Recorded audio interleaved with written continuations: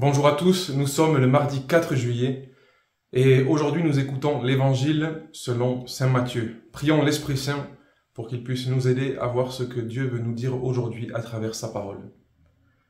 Viens Esprit Saint en nos cœurs et envoie du haut du ciel un rayon de ta lumière. Viens en nous, Père des pauvres, viens dispensateur des dons, viens lumière de nos cœurs.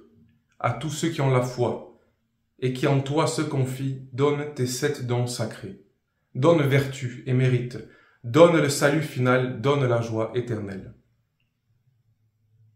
Donc de l'évangile de saint Matthieu, chapitre 8, du verset 23 à 27.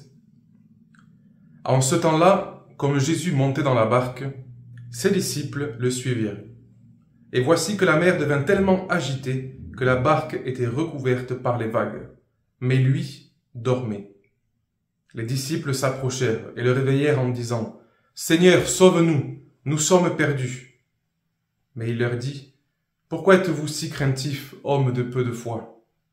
Alors Jésus, debout, menaça les vents de la mer, et il se fit un grand calme. Les gens furent saisis d'étonnement et disaient « Quel est donc celui-ci pour que même les vents et la mer lui obéissent ?» Acclamons la parole de Dieu. Alors on voit dans cet évangile que rien n'est laissé au hasard. Ce qui peut sembler des détails ont leur importance. Jésus monte dans la barque en premier et les disciples le suivent. Il montait certainement pour pouvoir traverser le lac et tout d'un coup vient une tempête. C'est assez courant sur le lac de Tibériade par rapport à la météo, à la géographie, qu'il y ait des tempêtes qui soient très soudaines. Ça veut dire qu'il peut faire un temps magnifique, beaucoup de soleil, et vraiment en quelques instants, une tempête se déclenche. Donc à ce niveau-là, rien d'extraordinaire, mais voyez comme c'est étrange que Jésus dort.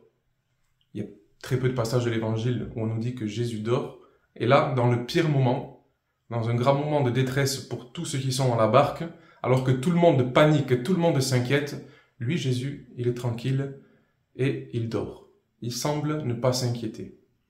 Il faut qu'arrivent ses disciples pour le réveiller et pour le secouer un peu en disant « Mais Seigneur, sauve-nous, nous sommes perdus. » Et c'est là que Jésus prend la situation en main.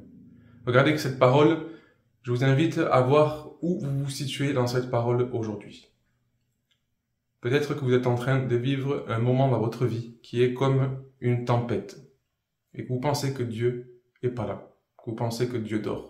Peut-être parfois, on a la prétention, l'exigence de savoir de comment Dieu devrait agir dans notre vie et dans nos problèmes.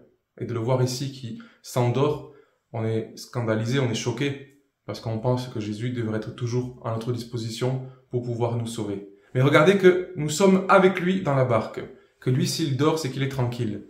C'est qu'il sait que son Père veille sur la situation. Lui n'est pas inquiet. C'est nous, c'est les disciples qui sont autour qui paniquent. Et pourtant, il suffit d'une parole. Alors l'évangile ne nous dit pas qu'est-ce qu'il dit, mais on dit que il menace les vents et la mer. Et que tout d'un coup se fait un grand calme. Je vous invite à faire une comparaison entre votre esprit, votre âme et cette image de la tempête. De voir que, bien souvent, c'est ce qui est en surface qui est très agité. Mais que souvent, le fond est calme.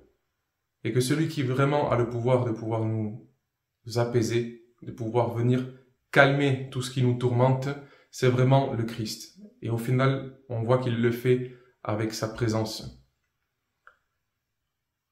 On ne sait pas sur quel ton Jésus parle. Dans les évangiles, il manque les didascalies, mais il dit à ses disciples, « Mais pourquoi vous êtes si craintifs, hommes de peu de foi ?» C'est pas forcément un reproche. Il a peut-être dit sous un ton qui était étonné en disant mais après tout ce que les autres miracles qu'ils ont vus, les béatitudes, les toutes les actions de Jésus qu'ils ont vécues, c'est comme je disais mais attendez, vous me connaissez pas encore. Vous savez pas que quand je suis là, tout ira bien. Et cette parole vraiment elle est pour nous aujourd'hui, qu'on puisse voir que même dans les situations qui nous semblent les plus périlleuses, les plus difficiles, que le Christ est parmi nous. Il est toujours là. Je serai avec vous jusqu'à la fin du monde. Il nous a dit. Même quand la situation semble désespérée, il est là et il nous soutient. Donc puissons-nous vraiment demander aujourd'hui au Seigneur qu'il nous donne cet esprit-là, qu'on puisse vivre notre quotidien dans sa présence, voir que du moment qu'il est là, alors nous sommes sauvés. Bonne journée.